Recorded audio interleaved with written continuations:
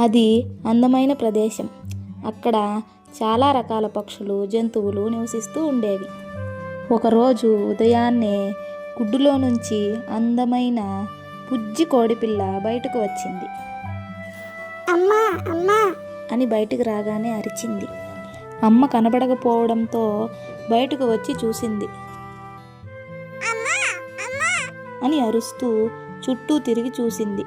అక్కడ పడి ఉన్న గింజలను తిన్నది.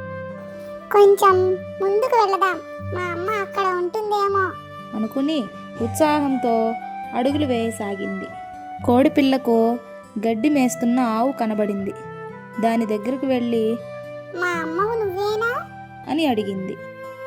అందుకు ఆవు, నేను మీ అమ్మను కాదమ్మా, మీ అమ్మ నాకంటే చిన్నగా ఉంటుంది అని చెప్పింది.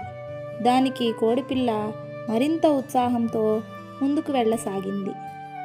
కొంచెం దూరం వెళ్ళాక కోడిపిల్లకు ఒక మేక తన పిల్లతో ఆడుకుంటూ కనిపించింది. మేక దగ్గరకు వెళ్ళి, ఆవు కంటే చిన్నగా ఉన్నావు, మా అమ్మవు నువ్వేనా అని అడిగింది.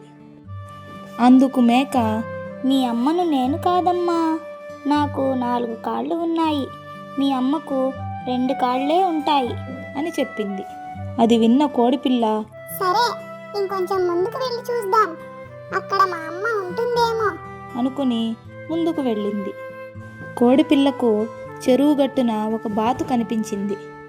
ఈమె ఖచ్చితంగా మా అమ్మే అయి ఉంటుంది అనుకుని బాతు దగ్గరకు వెళ్ళి, మీకు 2 కాళ్ళు ఉన్నాయి, మా అమ్మవు నువ్వేనా అని అడిగింది.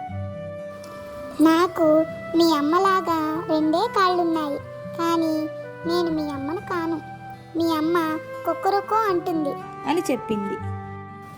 మా అమ్మను కలుసుకోలేనేమో అని నిరాశతో కోడిపిల్ల అడుగులు వేస్తూ ఉంది. ఉన్నట్టుండి దూరం నుంచి అని శబ్దం వినపడింది. ఓ, అది ఖచ్చితంగా మా అమ్మే అయి ఉంటుంది అనుకుని అటువైపుగా పరిగెత్తింది. అక్కడ కోడి తన పిల్లలతో నడుచుకుంటూ వెళ్తుంది. అది చూసిన కోడిపిల్ల, ఈమె మా అమ్మే అనుకుని అమ్మా అమ్మా అంటూ పరిగెత్తుకుంటూ వెళ్ళి కోడిని హత్తుకుంది. కోడి కూడా తన పిల్లను ప్రేమతో దగ్గరికి తీసుకుంది. చివరకు కోడిపిల్ల తన తల్లిని కలుసుకుని ఆనందంగా వెళ్ళసాగింది.